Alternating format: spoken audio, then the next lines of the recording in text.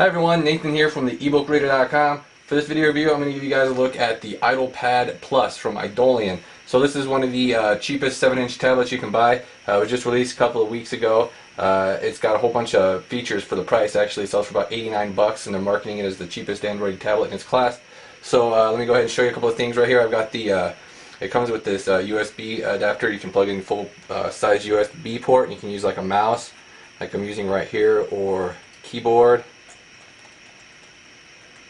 You can also plug in like a memory stick if you want to plug in another memory card in with the connector. So that's kind of a cool thing. You got the USB host. We've also got mini HDMI port, headphone jack. There's the charger port, and we've also got a microphone. And then there's a power button up here and volume buttons.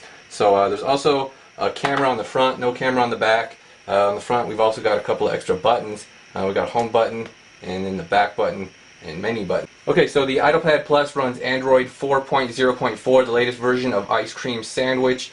It also comes with the Google Play Store on board, so that's one of the main things that sets this tablet apart from a lot of the other budget tablets. You can actually get your apps from Google. There's one really confusing thing about it first though. So when I first got the tablet, that was actually nowhere to be found. You have to go in here to developer options and check the box for show Google applications. Once you do that, then the Google Play Store will appear, as well as Gmail, and you can sign into your Google account using one of those, and then you can go ahead and download apps from the Play Store, so as well as other Google apps. So that's one of the cooler things about this tablet, and I found the selection is pretty decent too. Not everything shows up. For instance, like the Chrome browser doesn't show up for some reason, so I downloaded that from a different app store and it works okay.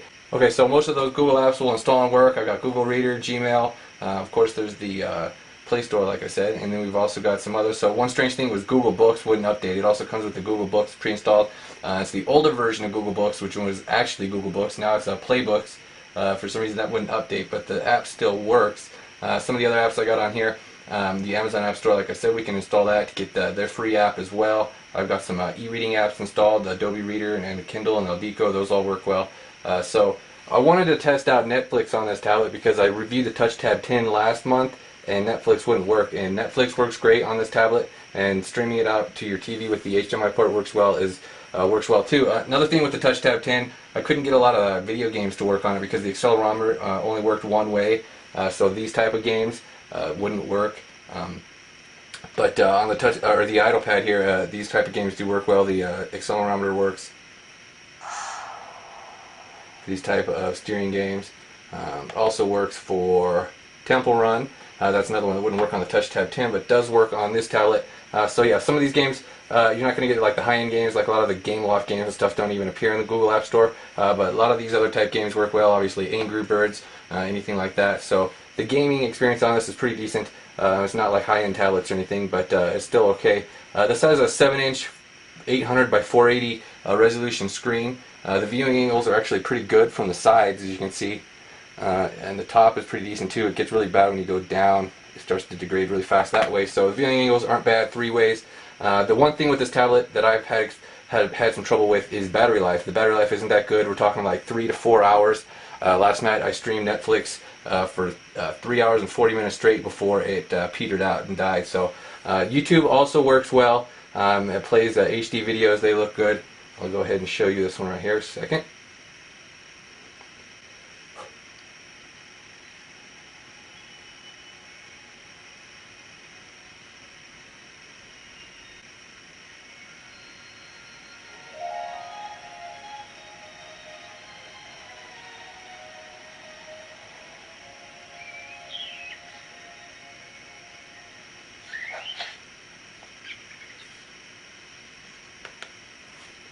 So this tablet, it comes with Adobe Flash pre-installed, and it works okay. It's not great, but it does work.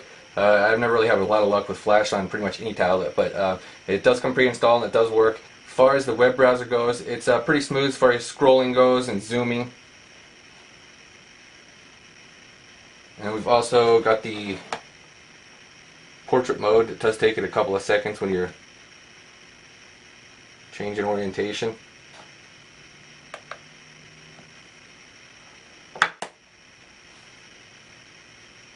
The IdolPad Plus has a 5-point capacitive touchscreen. The touchscreen works pretty well. I do have a little bit of trouble with the web browser at the very top sometimes, but in all other instances it seems to react well. It's got 5-point capacitive touch, so you can touch 5 points at once. So for the most part, everything is quick and responsive. It's got a Cortex A8 1.2 gigahertz processor. It's pretty zippy as far as just the performance goes, and we've got the widgets for Android 4.0. You can add those to the home screen, reorganize everything how you want.